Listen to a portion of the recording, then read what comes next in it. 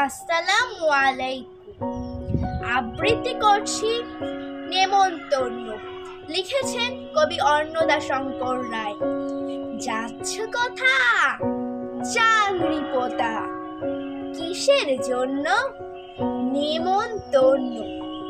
বিয়ের বুঝি না বাবুজি? কিসের তবে ভজন হবে?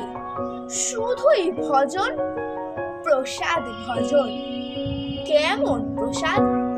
যা খেতে স্বাদ। কি খেতে চাও? ছানার পোলাও। ইচ্ছে কি আর সরপুরিয়ার? আহ কি আয়েশ, রাবড়ি পায়েস। বাহ কি ফলার, সবরি কলার। এবার থামো, বলছি আমো, আমিও যাই। না মশাই, সবাইকে ধন্যবাদ।